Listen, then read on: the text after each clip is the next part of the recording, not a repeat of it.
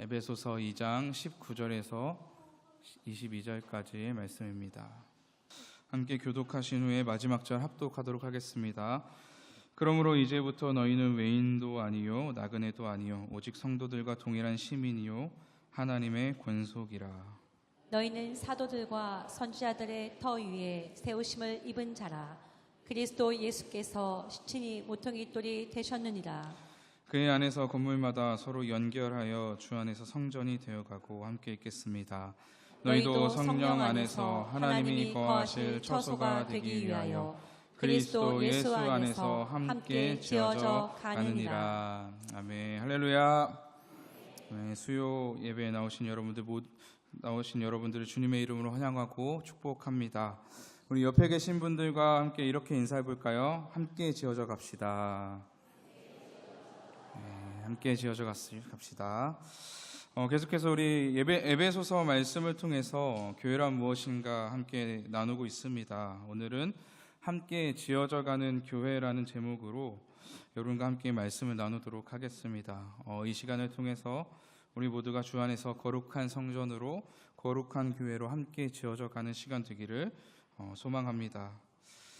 미국의 저명한 교회 연구가 톰 레이너는 죽은 교회를 부검하다라는 책을 통해서 미국에서 문을 닫은 교회, 즉 죽은 교회가 가지고 있던 공통점 10가지 항목을 정리했습니다. 그 항목을 보면요, 그들은 자신들이 죽어가고 있는지도 모른 채 죽어갔고요, 과거의 영광에 심취해 있었으며 지역사회를 외면한 채 자신들만의 공동체를 형성하고 있었다고 합니다. 또한 교회의 헌금을 자신들의 탐욕을 채우기 위한 목적으로만 사용되었음을 발견하였고요.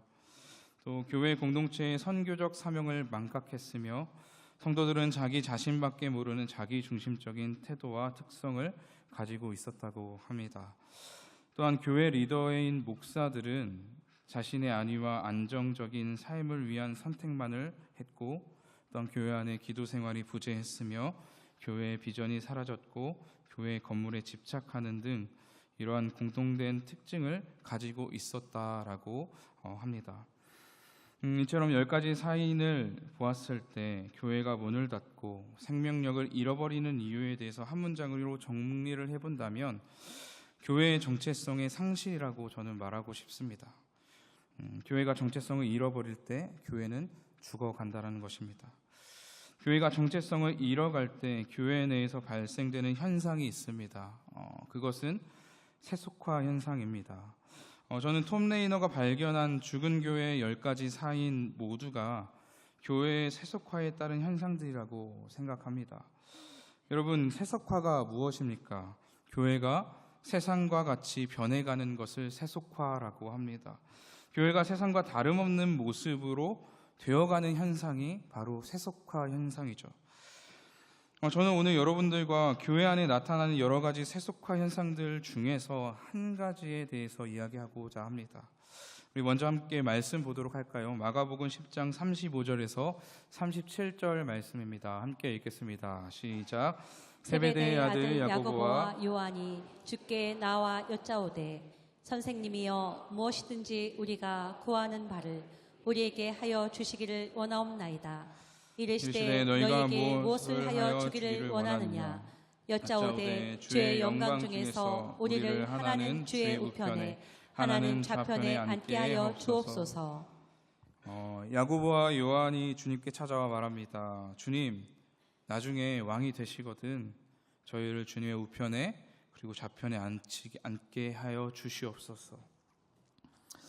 한 자리를 차지할 수 있도록 힘 좀 써달라는 이들의 요청입니다. 마가복음에 나와 있지 않지만요, 마태복음의 병행 구절을 보면 이 일에 야고보와 요한만 이 일을 했던 것이 아니었습니다. 그들의 어머니까지도 나섰고 있던 것을 확인할 수 있는데요. 온 가족이 나서서 다른 제자들 몰래 은밀하게 자리를 청탁하고 있는 장면이 오늘 우리가 읽은 마가복음 10장 35절에서 37절까지의 말씀입니다. 여러분, 왜 이런 일들이 있었을까요? 왜 제자들은 왜 특별히 야고보와 요한은 다른 제자들 몰래 예수님께 나아가 자리를 구하고 있는 것일까요? 그것은 제자들에게 경쟁 의식이 있었기 때문입니다. 복음서에 보면 제자들이 서로 경쟁하는 장면이 나옵니다. 제자들은 서로 누가 큰 사람인지, 누가 제자들 중에서 가장 영향력이 있고 예수님께 인정받은 제자인지를 서로 다투는 장면이 나옵니다. 어떻게 보면 예수님과 함께 했던 이 12제자의 그 무리는요, 교회 공동체와도 같습니다. 주님을 머리로 두고 함께 서로 운명을 같이 하는 교회 공동체라고 할 수 있죠. 그럼에도 불구하고 제자들은 교회 공동체 안에서 무엇을 하고 있습니까? 서로 경쟁하고 있습니다. 서로를 경쟁 상대로 보며 서로의 높고 낮음을 판단하고 더 높은 자리를 차지하고자 경쟁하는 모습이죠. 교회를 병들게 하는 세속화의 현상 중에 하나는요, 경쟁 의식입니다. 공동체 안에서 성도가 서로 경쟁하듯이 신앙생활을 하는 그런 현상들입니다. 누가 더 높고 누가 더 많은 인정과 권위를 갖고 있는지 서로 비교하며 경쟁하고 서로 다투는 모습이 세상에서의 모습뿐만 아니라 교회에서도 그런 모습들이 나타나고 있다는 것이죠. 성도들 간의 경쟁은 물론이고요, 직분자 간에, 부서 간에, 사역팀 간에 서로를 동역자로 바라기보다는 경쟁자로 바라보는 그런 경쟁의식 속에서 신앙생활하고 있는 그러한 교회의 성도들이 참 많이 있다는 것입니다. 오늘 본문에서 사도 바울은 교회가 어떤 공동체인지를 설명하고 있습니다. 교회의 정체성에 대한 이야기입니다.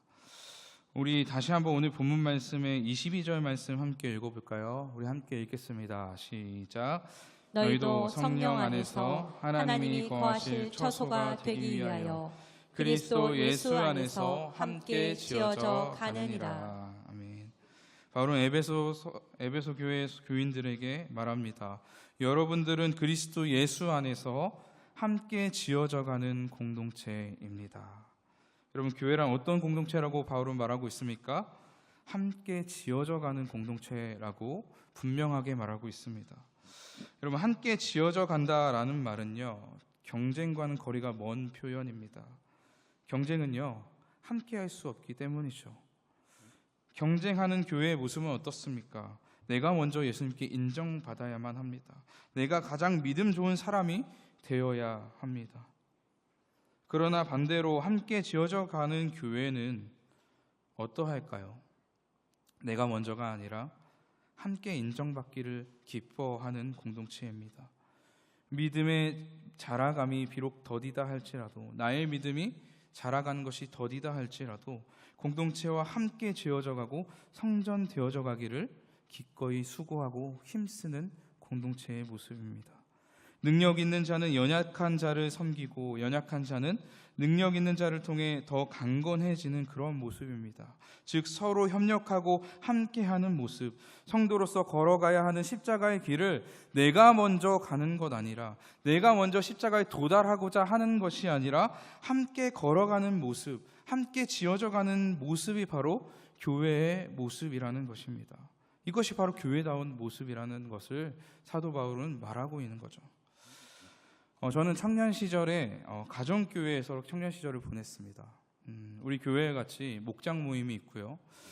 청년들도 매주 금요일마다 목장 식구들과 함께 목장 모임을 하며 함께 식사를 하고 삶을 나누고 말씀의 은혜를 나누었습니다. 처음 가정교회로 왔을 때 그때의 저의 상태는 매우 좋지 않은 상황이었습니다. 인생의 고난의 시기를 겪고 있었어서 근데 제 영혼이 매우 메말라 있었던 상태였어요. 도저히 전에 다니던 교회에서는 체험받지 못하겠다. 더 이상 나는 이대로 가다간 진짜 내 영혼이 죽겠다라는 그런 간절한 마음을 가지고 결단을 내리고 찾아간 곳이 가정교회를 하는 교회였어요.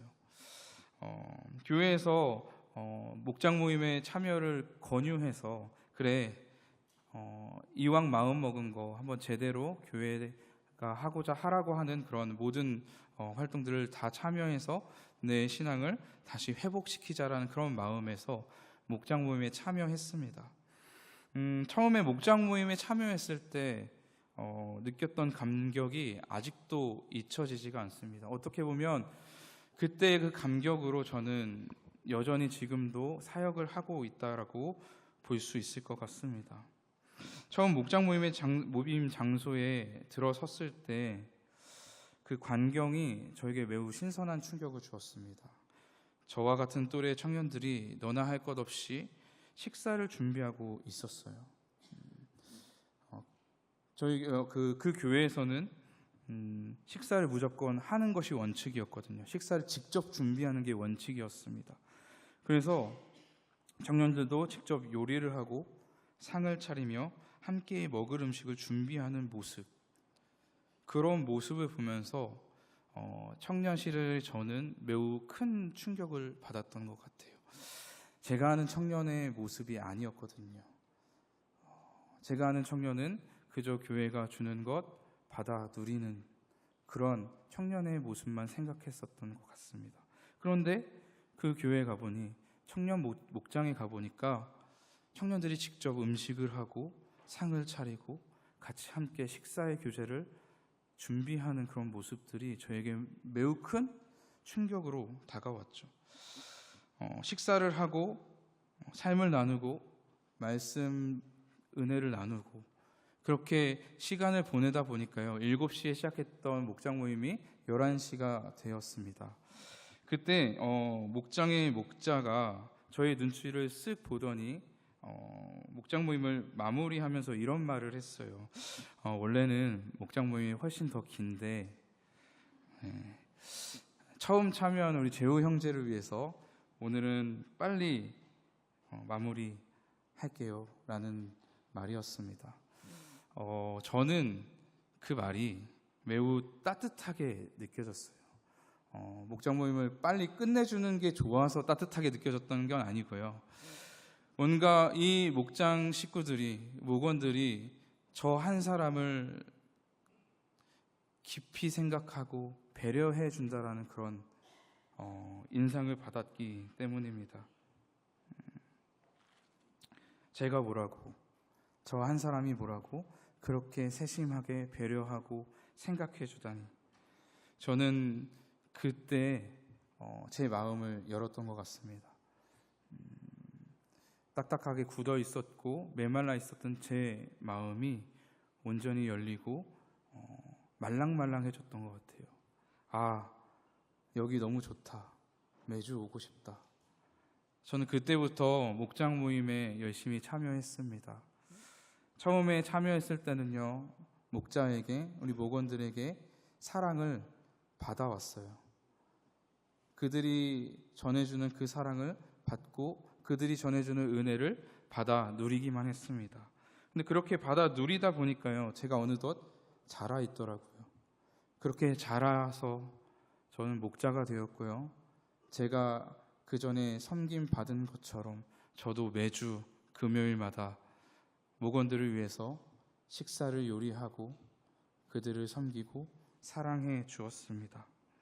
그렇게 섬기고 또 섬기다 보니까요, 지금 이 자리에 서 있는 것 같습니다. 저는 그 목장 모임을 통하여서 교회를 깨달았습니다. 아, 교회란 이런 공동체이겠구나. 교회란 이러한 모습이겠구나. 라는 생각이 들 정도로 너무 따뜻했고 세상과는 달랐습니다. 저는 목장이라는 공동체를 통해서, 또 다른 교회 공동체를 통해서 함께하는 법을 배웠고요. 사랑하는 것을 배웠으며 함께 지어져 감을 경험했습니다. 여러분, 교회는 어떠한 공동체입니까? 오늘 사도 바울이 말했던 것처럼 함께 지어져 가는 공동체인 줄 믿습니다. 나 혼자 신앙생활하고 내가 먼저 예수 그리스도의 장성한 분량을 향해 나아가는 그런 모습이 아니라요. 내가 먼저 온전해져서 다른 지체보다 먼저 주님께 칭찬받고 인정받아야만 하는 공동체가 아니라요. 교회 공동체는 함께하는 공동체인 줄 믿습니다.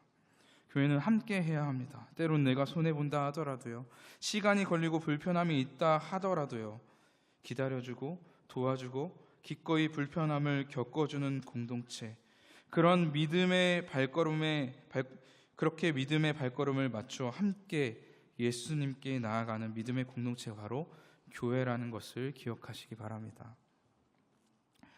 우리가 교회로서 함께 지어져 가야만 하는 이유가 있습니다. 우리 에베소서 2장 19절 말씀 함께 읽어볼까요? 19절입니다. 시작. 그러므로 이제부터 너희는 외인도 아니요 나그네도 아니요 오직 성도들과 동일한 시민이요 하나님의 권속이라. 아멘. 바울은 에베소 교회 성도들에게 이렇게 말합니다. 여러분들은 더 이상 외인이 아닙니다. 더 이상 이방인의 신분도 아닙니다. 유대인과 동일한 시민권을 가졌으며 하나님의 자녀로서 하나님의 식구가 되었습니다. 예수 그리스도를 믿는 믿음 안에서 모든 믿는 자들이 하나님의 자녀가 되었고 하나님의 가족으로서 하나 되었음을 선언하고 있습니다.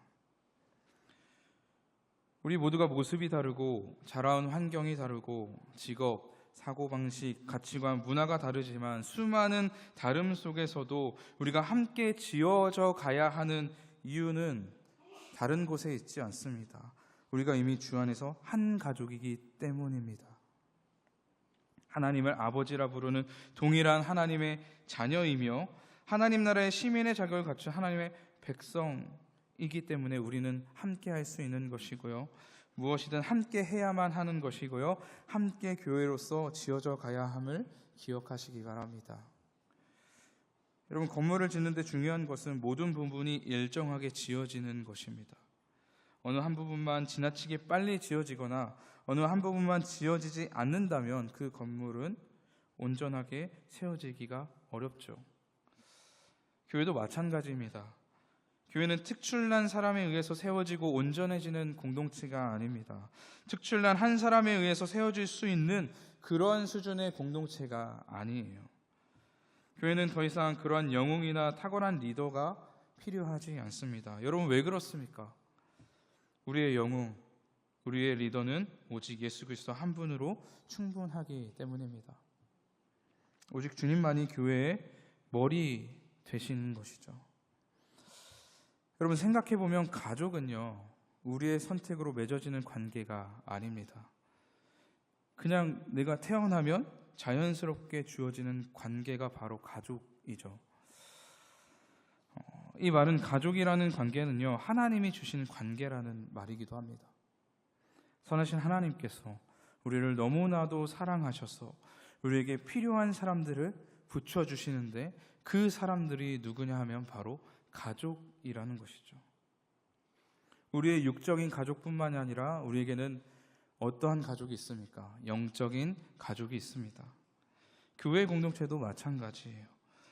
우리가 교회를 선택한 것 같지만 사실은 하나님께서 우리의 발걸음을 인도하셨고 마음을 열어주셨기 때문에 우리는 이 자리에 있는 줄 믿습니다. 여러분, 믿으십니까? 주님이 인도하셨기 때문에, 주님이 부르셨기 때문에 우리는 열방교회라는 공동체 안에서 지금 이 시간에 함께 한 자리에서 한 마음과 한 믿음을 가지고 예배하는 줄 믿습니다. 지금 이 순간 나와 함께하고 있는 이 공동체 지체 한 사람 한 사람이 그냥 있는 관계랍니다. 우리 부르는 영적 가족입니다. 하나님이 허락하신 공동체예요. 이 공동체를 귀하게 여기고 나의 일부로 여기고 그렇게 주님께서 우리를 사랑해 주신 것 같이 서로를 사랑하는 저와 여러분 되기를 소망합니다. 서로 다른 각 사람이 함께 한다는 것 결코 쉬운 일 아닙니다. 함께 하는 것 쉽지 않은 일이죠. 단순히 나와 다른 그 한 사람과 함께 하는 것도 쉽지 않은데 나와 다른 무리들이 함께 한다는 것은 얼마나 어려운 일일까요? 특별히 함께 하는 것을 넘어서 함께 무언가를 한다라는 것, 함께 무언가를 해 나아간다는 것은 훨씬 어려운 일인 것 같습니다. 저도 목사로서 공동체를 담당하고 정말 그 공동체를 하나 되게 하는 일을 힘쓰고 있지만 참 그 일이 제 능력으로는 할 수 없는 일이라는 것을 매주마다 매일마다 뼈저리 깨닫는 것 같습니다. 많은 지체들을 하나의 교회로 세워가는 일이 쉽지 않다는 것을 매일 느끼고 있는 것 같아요. 우리의 능력으로 감당할 수 없는 일이라고 늘 생각이 듭니다. 오늘 본문 말씀에 보면요, 사도 바울은 교회가 함께 하는 것, 교회가 함께 지어져 가기 위해서 필요한 전제 조건이 있음을 말하고 있습니다. 그 전제 조건 두 가지를 사도 바울은 말하고 있는데요. 우리 먼저 20절 상반절 말씀 함께 읽어볼까요? 함께 읽겠습니다. 시작. 너희는 사도들과 선지자들의 터 위에 세우심을 입은 자라.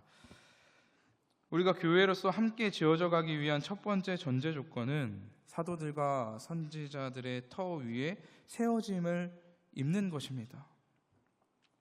사도들과 선지자들의 터라는 것은 그들의 가르침을 의미합니다. 즉 신구약 하나님의 말씀이죠.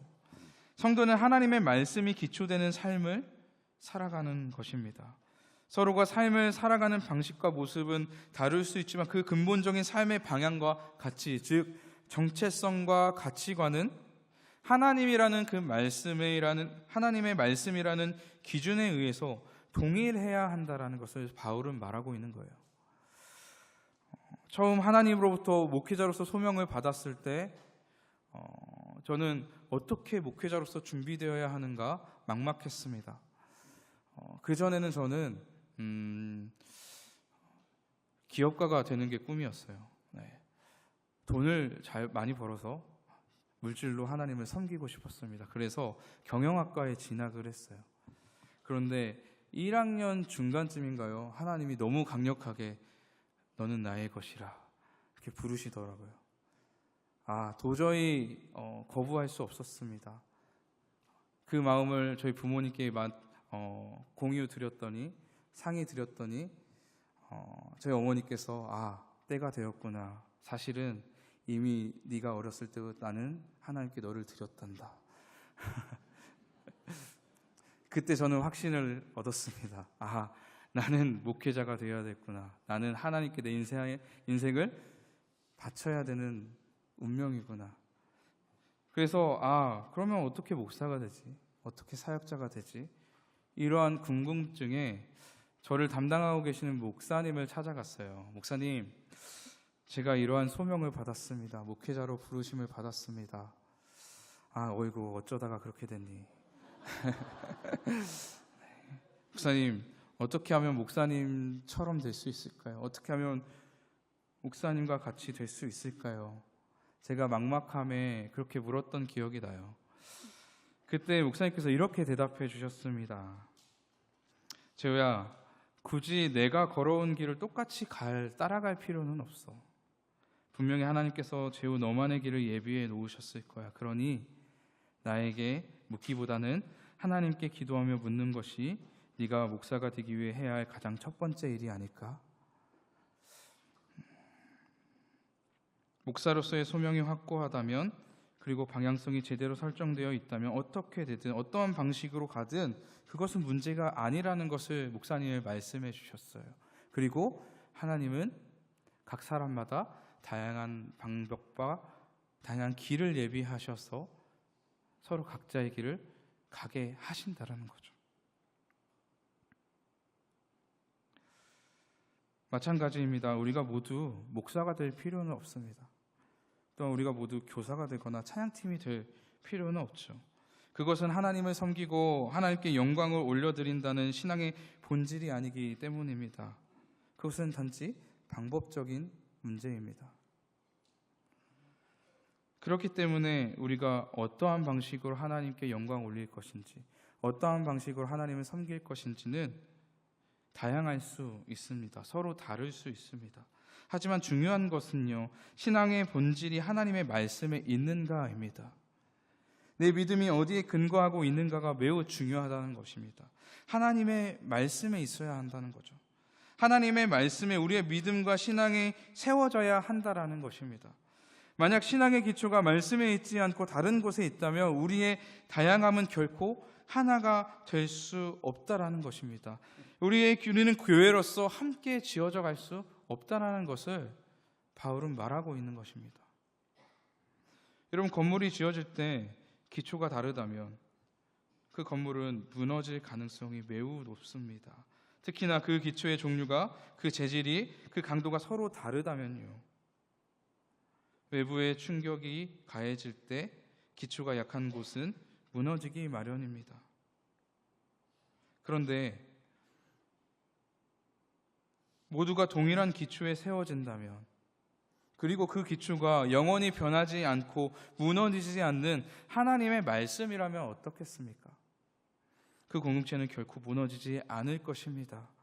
어떠한 음부의 권세가 공격하고 무너뜨리려 해도 교회는 견고히 서게 될 것입니다. 어떠한 공격에도 승리하게 될 것입니다. 여러분 믿으십니까? 영원히 존재하게 될 것입니다. 사랑하는 여러분, 하나님의 말씀을 바로 알아가기를 힘쓰시기 바랍니다. 그리고 우리의 삶과 모든 인격을 통해서요, 말씀을 존중하고 순종하는 삶을 살아가시기 바랍니다. 말씀을 배우고 그 말씀에 순종하는 것이 여러분의 신앙을 말씀의 터 위에 세우는 일이기 때문입니다. 여러분의 신앙의 기초를 견고히 다지는 일이기 때문이에요. 그렇기 때문에 우리 모두가 하나님의 말씀이라는 동일한 기초 위에 견고하게 세워진다면 우리는 함께 어떠한 위험에도 어떠한 풍파 속에서도 함께 지어져 갈 수 있음을 기억하시기 바랍니다. 그렇게 동일한 기초 위에 견고하게 세워진 성도 되시기를 주님의 이름으로 축복합니다. 우리 계속해서 20절 하반절과 21절 말씀 함께 읽겠습니다. 함께 읽어볼까요? 시작. 그리스도 예수께서 친히 모퉁이 돌이 되셨느니라.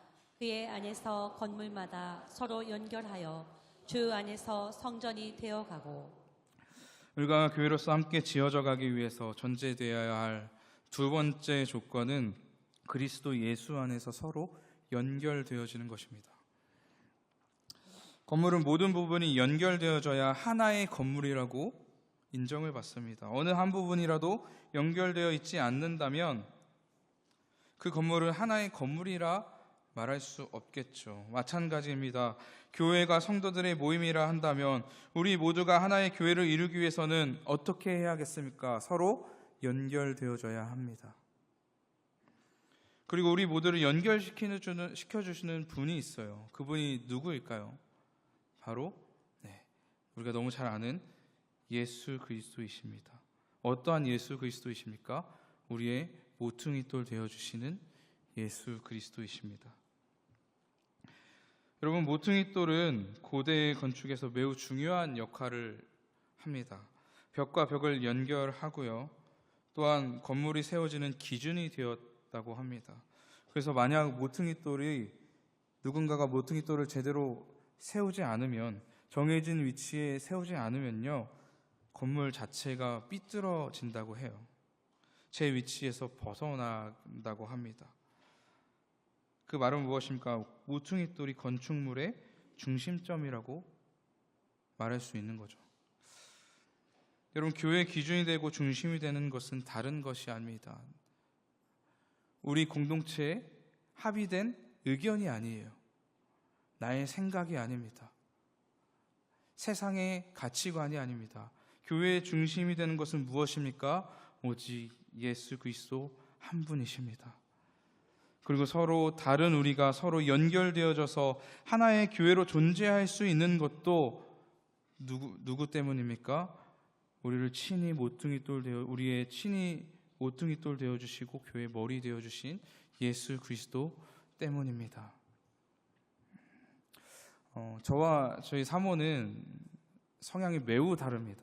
MBTI도 정반대고요. 너무 다릅니다.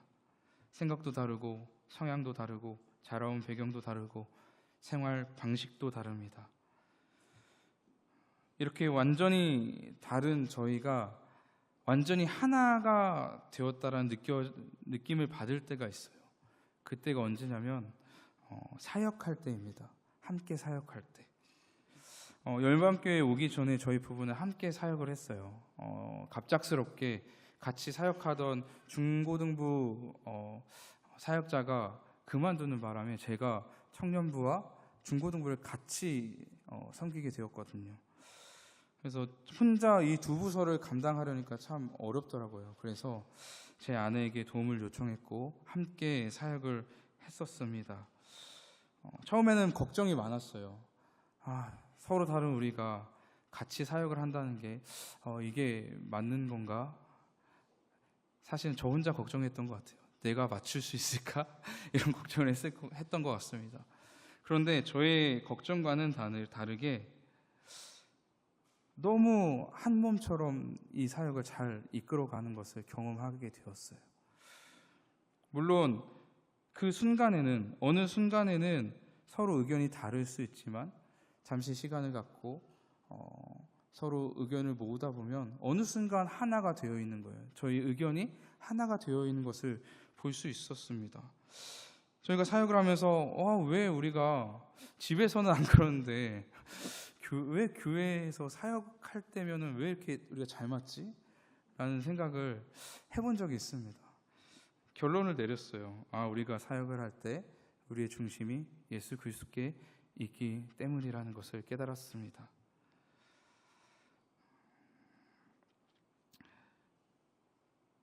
여러분, 서로 극과 극인 저와 저희 사모가 사역할 때만큼 하나가 될 수 있었던 이유는 단 한 가지였습니다. 바로 예수 그리스도 한 분 때문이었어요. 저희 부부는 사역할 때만큼은 우리의 생각보다는 주님의 생각을 하려고 부단히 애썼던 것 같습니다. 주님께서 가르쳐 주신 것이 무엇일까? 주님이 우리에게 명령하신 것이 무엇인가? 그것이 우리의 중심이 되어서 그 중심대로 모든 일들을 결정했습니다. 그렇게 하다 보니까요, 이견이 나지 않는 거예요. 한 마음이 되고 한 뜻이 되어서 그렇게 너무 다른 우리 두 사람이 주님 안에서 하나가 되는 놀라운 기적을 경험했던 시간이었습니다. 그 이후로 저희 부부는 가정에서도 예수 그리스도를 가정의 중심으로 모시려고 지금도 노력하고 있습니다. 서로 의견이 달라서 감정이 상할 때 주님을 기억하려고 합니다. 주님은 어떻게 하셨을까? 주님은 어떻게 말씀하셨지? 주님이라면 이런 상황에서 어떻게 하실까? 끊임없이 기억하고 또 그 가르침에 순종하려고 합니다. 그러다 보니까요, 자존심을 내세우려다가도 먼저 사과하고 용서하게 되더라고요. 내가 힘들어서 정말 나 아무것도 하고 싶지 않다. 나 그냥 아내가 해주는 그런 대접 받고 싶다. 이런 마음이 들다가도요, 주님 생각하면 그래, 내가 조금 더 희생하면 되지. 내가 좀 더 감당해야지. 라는 마음이 제 마음에 샘솟는 것을 경험하게 됩니다. 여러분, 이렇게 서로가 주님 안에 거할 때 둘이 아닌 하나가 되는 것입니다. 사랑하는 여러분, 우리는 주 안에서 연결되었습니다. 공동체의 지체는 남이 아니라 나의 일부라는 사실을 기억하셨으면 좋겠어요. 동일한 머리를 섬기고 있는 하나의 몸으로서 우리는 존재합니다. 사도 바울은 고린도전서에서 성도가 한 몸으로서 교회 각각의 지체로서 어떻게 서로를 대해야 하는지, 우리는 서로 어떠한 태도를 가지고 서로를 바라보며 대해야 되는지를 잘 설명해 주고 있습니다. 우리 조금 길겠지만 함께 볼까요? 고린도전서 12장 20절에서 27절까지의 말씀입니다. 우리 함께 읽겠습니다. 시작. 이제 지체는 많으나 몸은 하나라. 눈이 손더러 내가 너를 쓸 데가 없다 하거나 또한 머리가 발더러 내가 너를 쓸 데가 없다 하지 못하리라. 그뿐 아니라 더 약하게 보이는 몸의 지체가 도리어 요긴하고 우리가 몸에 덜 귀히 여기는 그것들을 더욱 귀한 것들로 입혀주며 우리의 아름답지 못한 지체는 더욱 아름다운 것을 얻느니라. 그런즉 우리의 아름다운 지체는 그럴 필요가 없느니라. 오직 하나님이 몸을 고르게 하여 부족한 지체에게 귀중함을 더하사 몸 가운데서 분쟁이 없고 오직 여러 지체가 서로 같이 돌보게 하셨느니라. 만일 한 지체가 고통을 받으면 모든 지체가 함께 고통을 받고 한 지체가 영광을 얻으면 모든 지체가 함께 즐거워하느니라. 너희는 그리스도의 몸이요 지체의 각 부분이라. 아멘. 우리는 그리스도의 몸의 지체로서 서로를 어떻게 대해야 합니까? 서로를 향해 비난하거나 멸시할 수 없습니다. 왜 그렇습니까? 상대방을 비난하는 것은 곧 나 자신을 비난하는 것이기 때문입니다. 상대방의 존재를 귀하게 여기지 않는 것은 곧 나를 존귀하게 여기지 않는 것이기 때문이에요. 24절에 보면 바울은 이렇게 말하고 있습니다. 하나님께서 교회를 향해서 뜻하신 바는 몸을 고르게 하는 것이라고 말하고 있습니다. 어느 한 지체를 특출나게 세워주시기보다는 하나님이 원하시는 하나님의 뜻은 무엇이냐 하면 모든 지체를 고르게 하여 함께 지어져 가는 것임을 여러분 기억하셨으면 좋겠어요. 그 말은 무슨 뜻입니까? 하나님께서 나에게 더 많은 것을 주셨다면 무엇하라는 것이죠? 부족한 자에게 그 능력을 사용하라는 것입니다. 나를 내세우고 나의 능력을 과시하라고 많은 능력을 주신 게 아니라 공동체의 연약한 지체를 돌보라고 주신 능력이에요.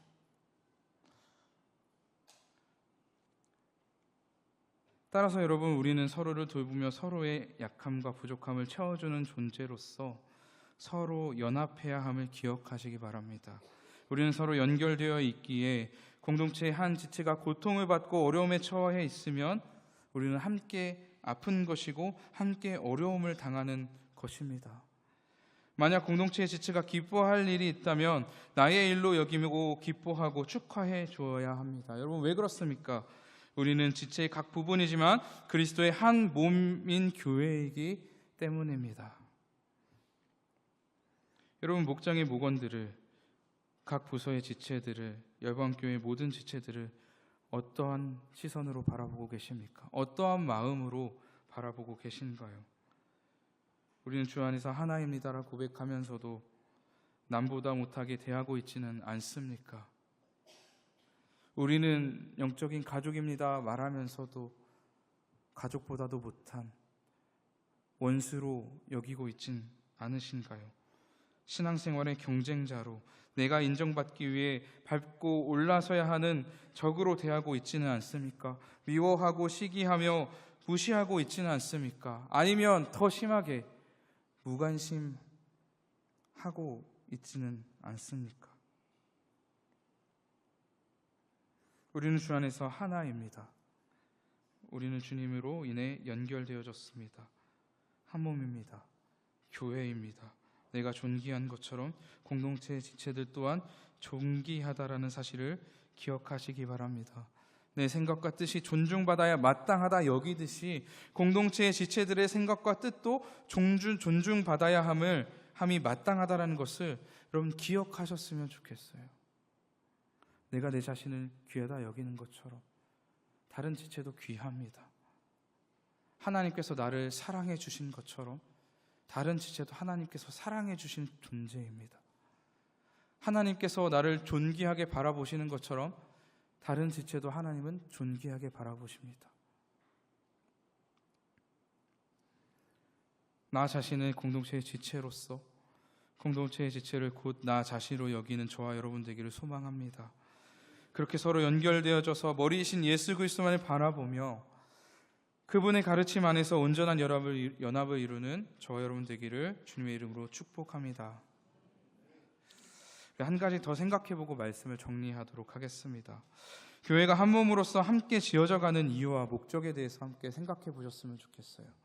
우리 22절 말씀 함께 읽어볼까요? 함께 읽겠습니다. 시작. 너희도 성령 안에서 하나님이 거하실 처소가 되기 위하여 그리스도 예수 안에서 함께 지어져 가느니라. 여러분, 우리 모두가 하나님이 거하실 성전임을 믿으십니까? 우리가 함께 지어져 가는 이유, 우리가 함께 지어져 가야만 하는 이유는 주님이 거하실 처소가 되기 위함입니다. 주님이 거하실 성전 되기 위함입니다. 즉 거룩한 공동체, 거룩한 교회 되어지는 것이 바로 우리가 함께 지어져 가야 할 이유이자 목적인 것이죠. 하나님의 거룩한 성전을 더럽히지 마시기 바랍니다. 하나님의 성전을 파괴하지 마시기 바래요. 여러분, 하나님의 거룩한 성전을 지키고 세워가는 일은요, 우선 성전의 일부인 여러분 자신을 거룩하게 지키는 일입니다. 그리고 또한 성전의 또 다른 일부인 공동체의 지체를 거룩하게 지켜내는 일 또한 성전을 세워가는 일이고 성전을 지켜내는 일입니다. 여러분, 반대로 생각하면 하나님의 성전을 파괴하는 일은 무엇일까요? 다른 게 아닙니다. 여러분 자신을 더럽히는 것입니다. 여러분 자신뿐만 아니라 공동체의 형제자매를 더럽히게 하는 것, 그것이 바로 하나님의 성전을 파괴하는 일입니다. 하나님의 공동체를 무너뜨리는 일입니다. 죄를 짓고 스스로 자기 자신을 폄하하고 열등감에 짓눌려서 스스로 정죄하고 멸시하는 것, 이 또한 성전을 더럽히는 일이고요. 그뿐만 아니라 다른 지체가 죄로 더럽혀지도록 미워하고 멸시하고 정죄하는 일 또한 성전을 파괴하는 일인 것을 여러분 기억하셨으면 좋겠어요. 여러분, 어떤 시기든 나 자신과 공동체를 더럽히고 죄짓게 만들고 하나님을 떠나게 만드는 것, 그것은 하나님의 거룩한 성전을 더럽히는 일임을 기억하셨으면 좋겠습니다. 그렇다면 우리는 어떻게 해야 할까요? 앞에서 말씀드렸듯이 우리는 일단 나 자신을 거룩하게 지켜가야 합니다. 주님의 거룩한 성전이 되도록 하나님 말씀 앞에 서서 정결하게 우리의 삶을 돌봐야 할 필요가 있습니다. 그뿐만 아니라 우리는 나 자신뿐만 아니라 우리 공동체의 지체들을 또한 섬길 줄 알아야 합니다. 우리 공동체 지체들이 죄에 빠지지 않도록, 실족하지 않도록, 하나님을 떠나지 않도록 부단히 애쓰고 부단히 덕을 세우는 일 또한 주님의 성전을 세우는 일임을 기억하시기 바랍니다. 우리가 주님의 성전으로서 함께 지어져 갈 때 우리에게 어떠한 은혜가 있을까요? 우리가 함께 지어져 가서 하나님이 거하신 성전이 되어질 때 우리 안에 하나님 나라가 임하게 될 것입니다. 우리 공동체가 주님의 몸된 교회로서 하나님이 임재하시고 하나님의 통치로 가득하게 되어질 것입니다. 우리 개인의 삶뿐만 아니라 우리 공동체 가운데 하나님 나라가 세워질 것입니다. 여러분, 하나님 나라는 어떠한 곳입니까? 그곳은 다툼이 없습니다. 시기와 미움이 없습니다. 거짓이 없습니다. 오직 사랑이 있습니다. 평화가 있습니다. 서로 섬김이 있습니다. 희생이 있습니다. 그렇게 서로를 세워가고 서로를 사랑하고 서로를 섬기며 나아갈 때 우리 공동체 가운데 작은 천국이 세워질 줄 믿습니다. 주님이 이루신 하나님 나라를 기대하셨으면 좋겠습니다. 하나님 나라는 멀지 않습니다. 우리 가까이에 있습니다. 아니, 우리 안에 있습니다. 사랑하는 여러분, 우리 중심에 예수 그리스도를 두시고요, 그 예수 그리스도를 따르는 삶 살아가 보시기 바랍니다. 그리고 주님이 가르쳐 주신 대로 서로 끝까지 사랑해 보시기 바랍니다. 여러분, 여기서 중요한 건 끝까지입니다. 어느 정도까지 사랑하는 것 아니라 나의 생명을 다 내어줄 만큼 끝까지 사랑해 보시기 바랍니다. 그렇게 사랑하고 주님의 계명을 따를 때 우리 안에 하나님의 나라가 임하게 될 것입니다. 그렇게 평강이 우리 삶을 지배하게 될 것입니다. 하나님의 통치가 우리 삶을 다스리시고 우리를 인도해 가실 것입니다. 여러분의 삶 가운데 그리고 우리 공동체 가운데 하나님 나라가 세워져 가기를 간절히 소망합니다. 그렇게 우리가 함께 지어져 감을 통하여서 우리 공동체가 하나님의 나라를 이루고 우리 공동체를 통해서 온 열방이 주님의 나라를 경험케 되어지는 그런 놀라운 공동체 되어지기를 주님의 이름으로 축원드립니다.